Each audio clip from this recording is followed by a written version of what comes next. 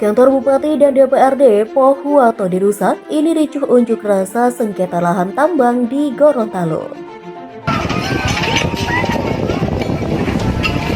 Rata, tinggal kenangan kantor.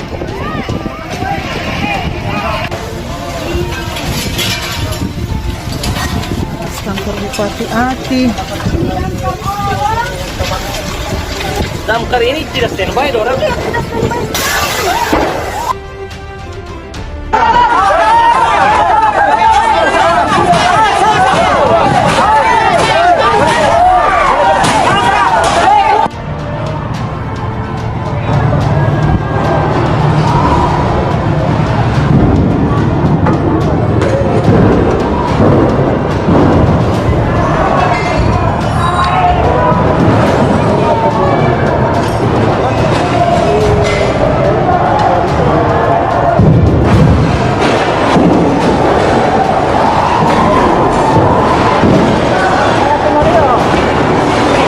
Kalau Bapak Ibu sekalian ada yang memerlukan lahan dengan jumlah yang sangat besar, silahkan sampaikan pada saya.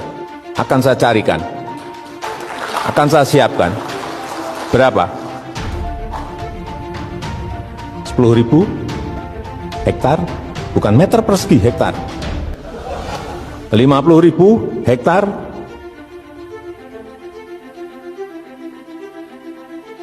tapi dengan sebuah hitung-hitungan proposal juga yang visible. Artinya ada visibility study yang jelas. Akan digunakan apa barang itu, lahan itu. Akan saya berikan, saya akan berusaha untuk memberikan itu, insya Allah. Kalau Bapak Ibu sekalian ada yang memiliki, silahkan datang ke saya diantar oleh Buya Anwar Abbas. Jadi konflik agraria ini adalah fungsi dari gagalnya pemerintah memberi sinyal bahwa lingkungan akan dipelihara. Kan dasarnya itu yang terjadi sebenarnya. Dan saya berkali-kali datang ke Gorontalo, ke Palu, ke Poso itu. Dan saya merasakan bahwa marah betul rakyat. Demikian juga yang ada di Manado sana itu. Jadi kita mulai melihat bahwa ini bukan sekedar kemarahan yang tiba-tiba muncul karena ada penggusuran, tapi kemarahan yang sifatnya struktural yang terjadi sebagai ekses dari kebijakan Presiden Jokowi yang menomorsatukan para pemain di industri ekstraktif ini dan menganggap bahwa rakyat itu harus ikuti pola yang sudah ditetapkan melalui perjanjian antara kekuasaan dan oligarki. Kan itu dasarnya kan. Konsentrasi perlawanan kan itu terpecah, ada yang di lokasi perusahaan, di lokasi perusahaan itu kan ada beberapa titik.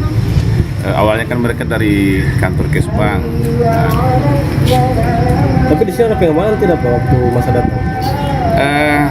Ada pengamanan tapi mereka fokus di Kesbang. Oh. Segitu di sini tidak terantisipasi karena memang tidak ada prediksi mereka ke sini. Karena tujuan mereka itu hanya ke perusahaan, ke pertambangan itu. Pengamanan dari mana tadi Pak? Ya. Pengamanannya? Dari polisi atau TNI? Dari polisi dan kemudian ada bantuan dari Polda. Semuanya bekerja dengan tujuan yang sama, menyelesaikan masalah-masalah lahan yang ada di masyarakat. Nggak ada yang lain. Agar sengketa-sengketa lahan itu bisa kita selesaikan. Bahaya loh yang kalau sudah namanya sengketa tanah, sengketa lahan, bahaya banget. Orang bisa bunuh-bunuhan gara-gara itu. Orang bisa pedang-pedangan gara-gara sengketa lahan. Antar kampung berantem bisa karena sengketa lahan. Rakyat dan perusahaan bisa berantem karena sengketa lahan. Hati-hati. Jadi keadilan sosial akhirnya tumbuh dalam bentuk protes. Dan itu yang terjadi terakhir di Gorontalo kemarin, dan ini akan tumbuh lagi di tempat yang lain tuh. Potensi yang ada di Ambon, di Halmahera segala macam tuh, bahkan di Sulawesi Tenggara. Jadi ini satu keadaan yang memang disediakan oleh sejarah, yaitu momentum untuk protes. Jadi jangan lagi dianggap ini diprovokasi segala macam, enggak. Yang provokasi itu ketidakadilan sosial. Ini mau ini habis.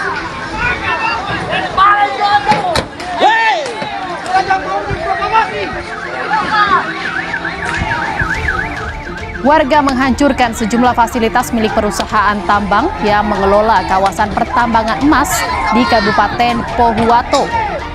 Mereka mengaku kesal terhadap perusahaan yang tidak membayar ganti rugi yang sudah dijanjikan.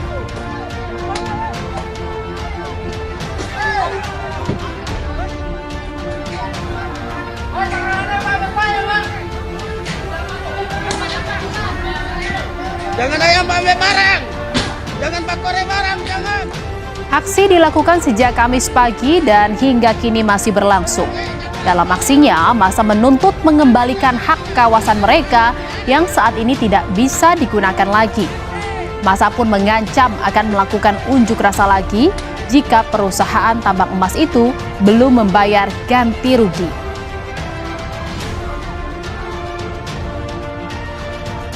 Usai unjuk rasa yang berujung ricuh kemarin 21 September, Polda Gorontalo dibantu TNI mempertebal pengamanan di Kota Marisa, Pohuwato.